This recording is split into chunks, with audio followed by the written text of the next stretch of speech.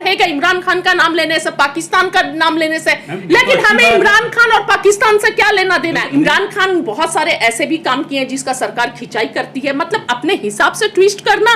जब कोई और तारीफ कर दे, अगर नवजोत सिंह सिद्धू करतारपुर कॉरिडोर खुलवा देते हैं तो उस टाइम शिकायत होती है, और कभी इमरान खान अच्छे हो जाते हैं जब सरकार एक ही व्यक्ति के दो बातों को कभी हल्के में लिया जाता है, कभी बहुत भारी वजन में लिया जाता है। ये पहचान को और हमारे अस्तित्व को आप कहां से मिटाएंगे? ना मिटाने की कोशिश कीजिएगा, कितना भी मिटाना चाहिएगा नहीं मिटा सकते हैं। और एक बात ये समझ ले कि अब और हिजरत नहीं होगी। एक हिजरत 1947 में हो चुकी है, बहुत आंसुओं के साथ, बहुत जिल्लत के साथ एक हिजरत हमने किया है। अगर कोई समझता है कि फिर दोबारा हिजरत नहीं होने वाली है, अब हम मरेंगे भी इसी मिट्टी में और जिएंगे भी इसी मिट्टी में, चाहे खुले हवा में सांस ले या हमें हमारे सांसों को, हमारे आवाज को गले के अंदर घोट दिया जाए। पर हम सबसे पहले तो भारत को और ये जो ब्राह्मणवादी लोग हैं इन्हें चाइना में जाए, और चाइना में जो कैलाश पर्वत है वो पूरा चाइना के कब्जे में है। तिब्बत में जो कैलाश पर्वत है, तो पहले कैलाश पर्वत को ले ले, ये तो अपने देश का मामला है, देश में ही है, कहीं और तो नहीं है ना। तो पहले चाइना से ले ले, कैलाश पर्वत ले ले, वहाँ पर जहाँ सीधे शिव भगवान जो साक्षात वहाँ पर विराजमान है और शिवलिंग है, उसे तो पहले ले ले। बाद में यहाँ पर हिंदू मुस्लिम करेंगे, बाद में देश के माहौल को ख़राब करेंगे। और ये तो मैं बोलती हूँ कि ये 2024 की तैयारी है और कुछ भी नहीं है।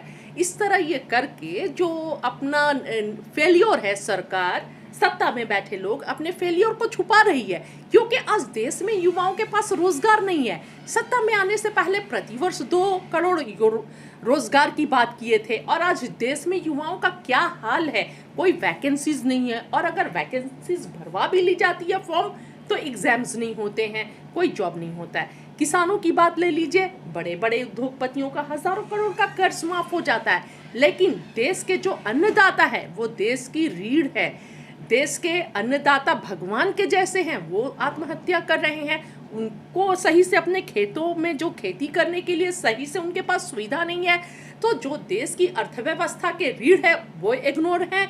सिर्फ देश में पूंजीपति अडानी, अंबानी और बाबा राम जो डेढ़ आंख के बाबा जी आए थे, आने से पहले काले धन की बात करते थे। अब कहाँ गए आप? आपका काला धन कहाँ गया? अब तो अपना धन बनाने में, अर्जित करने में लगे हुए हैं। देश में 3 ही 4 लोगों का उज्जवल भविष्य हो रहा है, अच्छे दिन आए हैं, अडानी जी, अंबानी जी, बाबा रामदेव जी, और भी जो उद्योगपति हैं कुछ उनके साथ उनके।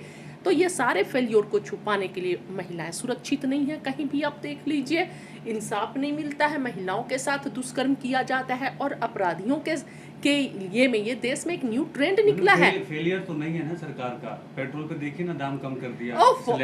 अब ये बताइए कि आप एक साथ, आप 2014 में कितना था और उसके कंपेयर में कितना है? आप इतना ज्यादा बढ़ाकर और फिर 5 रुपए कम कर ले रहे हैं, तो इसमें कौन सी वाहवाही की बात है?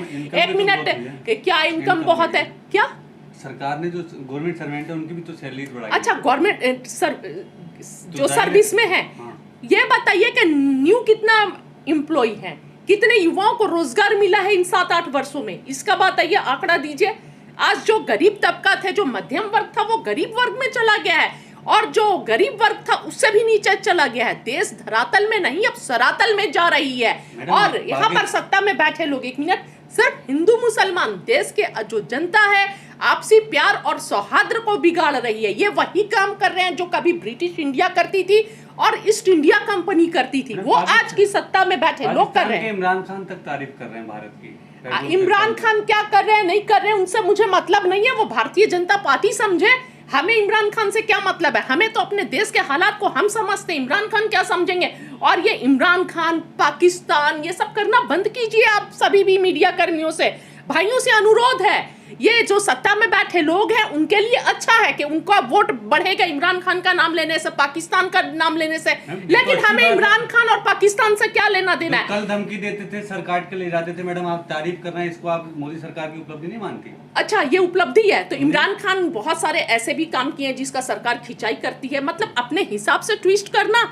जब कोई और तारीफ कर दे, अगर नवजोत सिंह सिद्धू करतारपुर कॉरिडोर खुलवा देते हैं तो उस टाइम शिकायत होती है, और कभी इमरान खान अच्छे हो जाते हैं जब सरकार एक ही व्यक्ति के दो बातों को कभी हल्के में लिया जाता है, कभी बहुत भारी वजन में लिया जाता है। ये कौन सी पॉलिटिक्स है, पहले ये बताइए। या तो पहले आप ये डिसाइड कर लीजिए कि भारत के बारे में इमरान खान जो बोलते हैं उसी को पूरा देश मान्यता देगा, वही इंपॉर्टेंस रखता है, या फिर जो नहीं जो ये पहले सोचना होगा कि क्या इंपॉर्टेंस रखता है वही व्यक्ति जिसकी बातें कभी बहुत चुभती हैं और वही व्यक्ति के बातों का सराहना किया जाता है। तो मैम मतलब चित्त भी आपकी और पट भी आपका, ऐसा नहीं होता है, ऐसा नहीं चलता है। ये ज्ञानवापी मामले में जो भी लोग जो है उसमें अगर कमेंट करते हैं या कोई अपनी राय देते हैं किसी तरह का, तो उनको अरेस्ट कर लिया जाता है। इन चीज़ों को आप किस तरह देखती है? यानी कि अपनी बात भी ना रखे, आवाज भी ना उठाएं लोग। नहीं, वो तो हम बता ही रहे हैं ना कि लोकतंत्र का हत्या हो चुका है। प्रोफेसर रतनलाल जो DU के यूनिवर्सिटी के जो टीचर है, पता है, उनके साथ भी यही हुआ कि परसों को अरेस्ट कर लिया गया। कल बहुत दुख वाली बात है, बहुत अफसोस है, इस बात का खेद है कि प्रोफेसर रतनलाल जैसे व्यक्तियों की आवाज को दबाने की कोशिश की जा रही है। और ये तो 5-6 सालों से लगातार चल रहा है कि कोई मीडिया वाला अगर सच दिखाने लगता है तो उसकी आवाज को दबाई जाती है। जैसे प्रोफेसर रतनलाल तो जो दलित की आवाज थे, जो दलित व्यक्ति हैं, उनके आवाज को दबाया जा रहा है। और इससे पहले जब किसान आंदोलन चल रहा था तो जो भी पत्रकार सच को सामने दिखाता था उन पत्रकार भाइयों पे आवाज को दबाया जाता है, उन पर गलत तरह से FIR की जाती है, जेल में भेज दिया जाता है। हो सकता है आज मैं निष्पक्ष रूप से निडर होकर अपनी आवाज को रख रही हूँ, कल ना रख सकूं, कल मेरे साथ भी कुछ दुर्घटना हो जाए, मेरे घर भी ED का छापा पड़ जाए, मेरे साथ भी मुझे भी किसी केस में फंसा दिया जाए। मजबूत लोकतंत्र के लिए जो लोकतंत्र की नींव मजबूत कब रहेगी? जब सत्ता में बैठे लोगों से सवाल किया जाएगा। ये काम मीडिया का है जो देश का लोकतंत्र का चौथा स्तंभ है।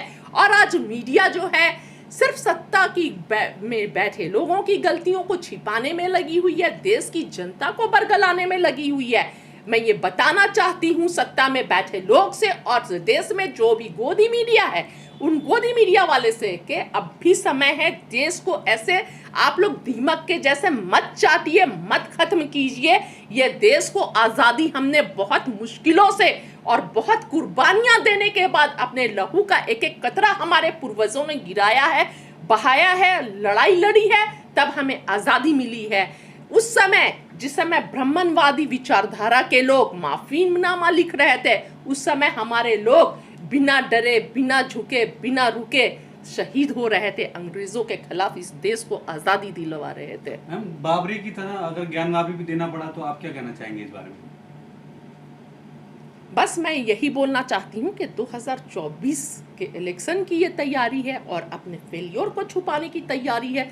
आप देखते जाइए जनवरी से क्या हो रहा है। जैसे जब से किसान आंदोलन खत्म हुआ है, एक बात यहाँ पर मैं और बोलना चाहूँगी, जब किसान आंदोलन चल रहा था तो उस समय कोई हिंदू मुस्लिम ये सब नहीं चल रहा था, सभी का ध्यान जो था किसान आंदोलन पर कॉन्सेंट्रेट था। लेकिन जब से आंदोलन खत्म हुआ है, सत्ता में बैठे लोग फिर जो अपना पिछला एजेंडा है हिंदू मुस्लिम और देश को बांटने वाला जो अंग्रेज करते आए थे, मनुवादियों का भी वही एजेंडा है। देश में भाई भाई को बांटो, हर धर्म को बांटो, नफरत फैलाओ और राजनीति करो। उनका पॉलिटिकल फायदा ही इसमें है।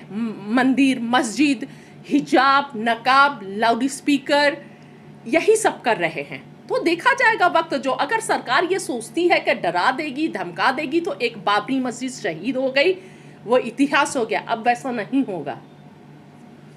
नहीं, ज्ञानवापी के बाद जामा मस्जिद, फिर अलीगढ़ की मस्जिद, जी वो लगातार और ताजमहल, उसके बाद से लाल किला, ये तो लगातार चल ही रहा है। कुतुब मीनार तक बात आ गई। यानी हमारी पहचान को और हमारे अस्तित्व को आप कहाँ से मिटाएंगे?